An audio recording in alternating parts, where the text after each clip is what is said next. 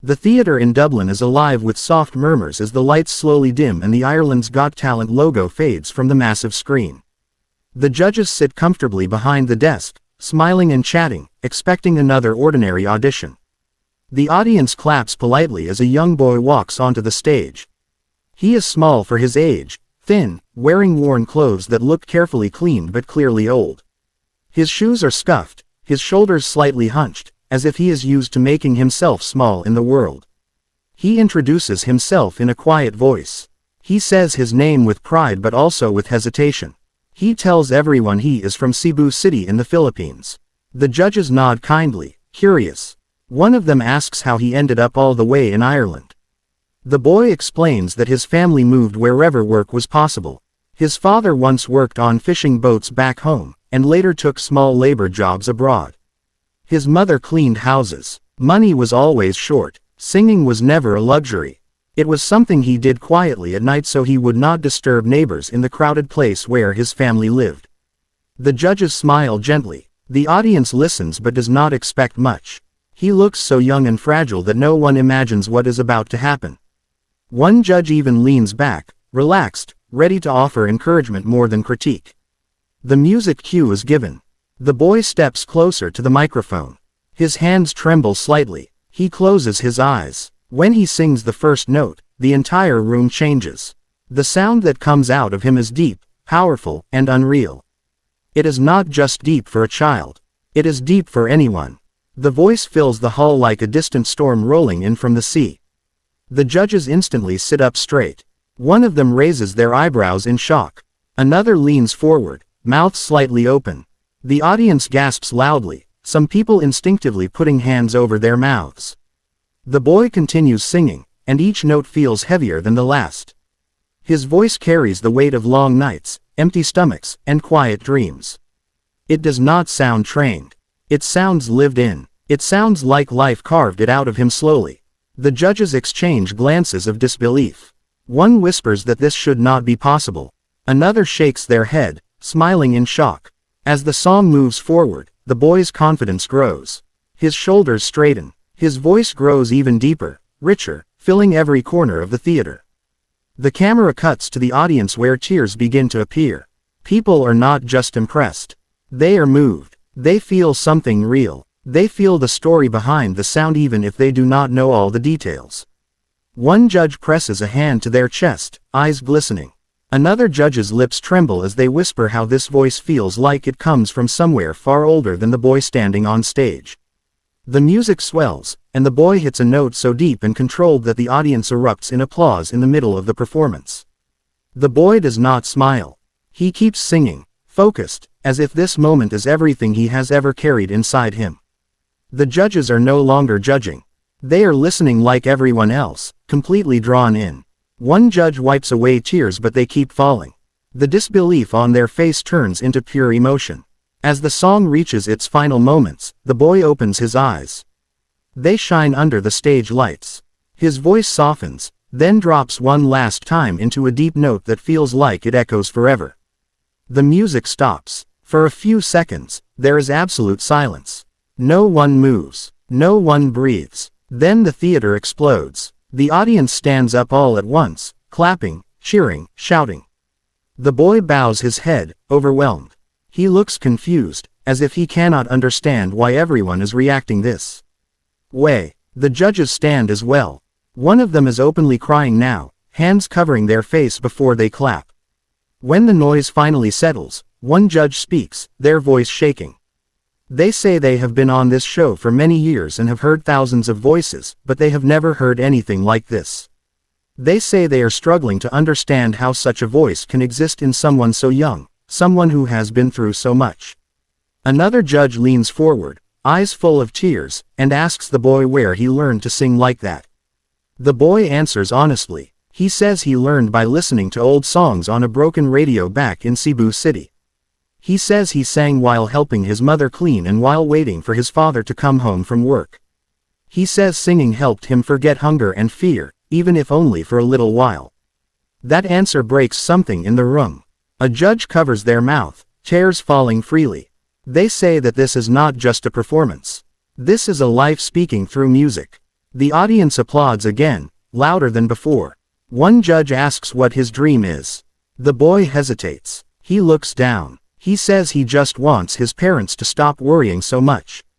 He wants to sing so they can rest someday. He says if he wins, he wants to help his family and maybe help other kids like him back home in Cebu City. The judges are no longer holding back. One of them stands and walks around the desk, clapping slowly, tears streaming down their face. They say this is why they believe in this show. Another judge nods, saying that voices like this do not come from comfort. They come from struggle, and they remind everyone listening how powerful hope can be. The audience chants his name. The boy's hands shake as he tries to wipe tears from his own eyes. He never expected this. He only wanted to sing. Then the moment everyone waits for arrives. One judge looks at the others. They all nod. The golden moment happens. The sound fills the hall again, and golden light rains down from above. The boy drops to his knees in shock. He covers his face, crying openly now. The judges rush forward, applauding through tears. One of them helps the boy stand, telling him that his voice is a gift the world needs to hear. The audience does not stop cheering. People are crying, hugging strangers, recording the moment on their phones. The boy from Cebu City stands in the center of the stage, surrounded by light and applause, still wearing the same worn clothes, still the same poor child he was when he walked in, but now carrying something more. He carries belief. As he looks out at the crowd, you can see it in his eyes. This moment has changed everything. Not just for him, but for everyone who heard a voice so deep it should not exist, a voice born from struggle, echoing all the way from Cebu City to an Ireland stage, reminding the world that greatness can come from the most unexpected places. The theater in Ireland is filled with soft noise as the audience settles into their seats. The judges sit relaxed, smiling, expecting another normal audition. The lights dim and a young boy walks onto the stage. He is thin, wearing worn clothes that look carefully washed many times. His shoes are old and his posture shows a life of hard days. He introduces himself in a quiet voice and says he is from Cebu City in the Philippines. The judges nod politely, curious but calm, not expecting anything extraordinary. He explains that his family has always been poor. His father worked on fishing boats back home and took small labor jobs wherever he could. His mother cleaned houses. Singing was not something he learned in school. It was something he did at night, softly, so neighbors would not complain. The audience listens kindly but without much excitement. One judge smiles gently and wishes him luck. The music begins. The boy steps closer to the microphone. He closes his eyes, takes a deep breath, and sings his first note. Instantly, the atmosphere changes. A voice so deep and powerful fills the entire hall. It does not match his small body or young face. The sound feels heavy, rich, and unreal. The judges sit up straight in shock. One of them widens their eyes, another leans forward, stunned. The audience gasps loudly. He continues singing and every note grows deeper and stronger. The voice sounds like it carries years of struggle and quiet pain. It feels older than the boy himself. The judges exchange looks of disbelief. One shakes their head slowly, unable to understand how such a voice can exist. The audience becomes completely silent, afraid to miss even a single sound. As the song goes on, the boy gains confidence. His shoulders straighten and his voice fills every corner of the theater. People in the audience begin to cry. They are not just impressed by his voice. They feel the story inside it. They feel hunger, hope, and survival in every note. One judge presses a hand to their chest, eyes filling with tears. Another judge whispers that this voice should not be possible. The boy sings as if this moment is everything he has ever waited for. He does not smile or look around. He stays focused, pouring his whole life into the song. The judges are no longer judging. They are listening like everyone else, completely moved. One of them wipes away tears, but more keep falling. When the song reaches its final note, the boy lets his voice drop deep one last time, holding the sound until it fades into silence. For a few seconds, the entire theater is frozen. No one claps. No one speaks. Then suddenly the audience erupts. Everyone stands, cheering and clapping as loudly as they can. The boy bows his head, overwhelmed and confused by the reaction.